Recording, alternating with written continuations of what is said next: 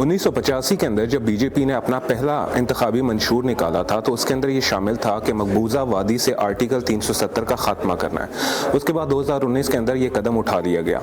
आज मकबूजा वादी के अंदर हर 10 कश्मीरियों के ऊपर फौजी तैनात है, उनकी मईशत को तबाह कर दिया गया है। अब तो ये हो रहा है कि मकबूजा वादी का नाम भी चेंज कर दिया जाएगा आने वाले दिनों में। सिर्फ यही नहीं है, वहीं पे मुसलमान ऑप्रेस नहीं है। पूरे इंडिया के अंदर अगर आप देख लें, यूनिफॉर्म सिविल कोड को लागू किया जा रहा है, ट्रिपल तलाक बिल है, वक्फ तरमीमी बिल इंट्रोड्यूस कराया जा चुका है। अगर इन सारी चीज़ों को हम पढ़ेंगे, इन सारी चीज़ों के साथ हम जितना ज़्यादा इंगेज होंगे, तब हमें पता चलेगा कि वहाँ पे जो रहने वाली कम्युनिटीज़ हैं उनकी ज़िंदगी किस कदर दगरदू हैं, उनका किस तरह से किया जा रहा है। और जब हम इस इशू को समझ लेंगे, इसके साथ जुड़ जाएंगे, तब ही हम उन कम्युनिटीज़ के लिए बेहतर ढंग से आवाज़ उठा पाएंगे। I would like to give my message especially to the Pakistani youth to engage themselves in some productive workshops, online trainings and hashtag campaigns to tell people about Kashmir, especially what's going on there. We need to work for the whole year. We are starting our campaign from tomorrow on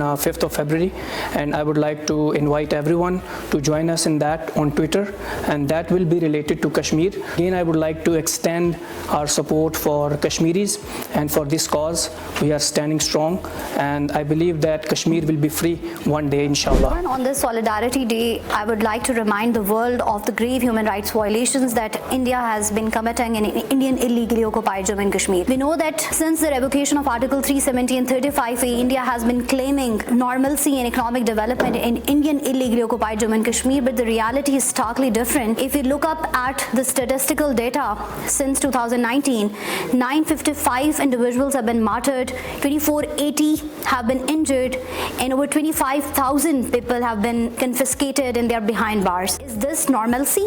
And I would also like to draw your attention that Indian illegally occupied Jammu and Kashmir is the most militarized zones of the region. Is this the normalcy that the Indian government and the Narendra Modi government is portraying to the world?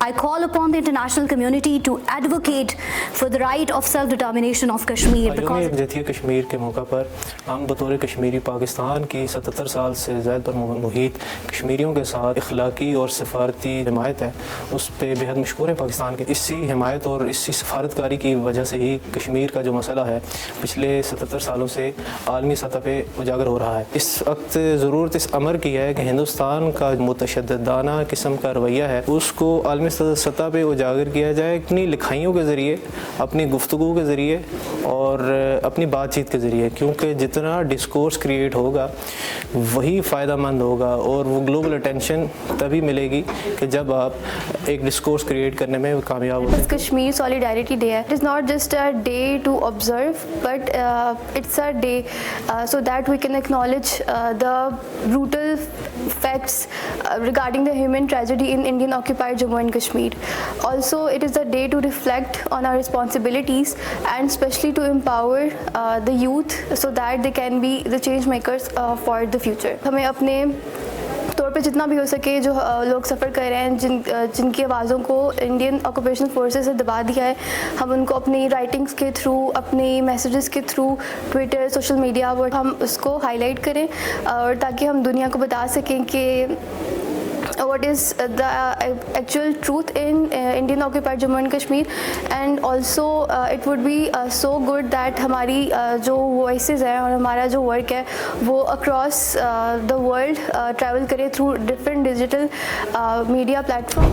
5 फरवरी के दिन हर साल हम मुख्तलिफ platforms पे इकट्ठे होते हैं। Youth को इन तमाम जितने भी इवेंट्स हो रहे होते हैं उसमें शिरकत लाजमी करनी चाहिए ताकि कश्मीर के काज को बड़े अच्छे तरीके से समझा जाए और उसको प्रोपोगेट किया जाए। अगर आप इस तरह के इवेंट्स अटेंड करेंगे तो आपकी नॉलेज में इजाफा होगा और आप अगर कश्मीर काज पे काम कर रहे हैं तो आपको बड़े अच्छे तरीके से इस काज को समझ सकेंगे।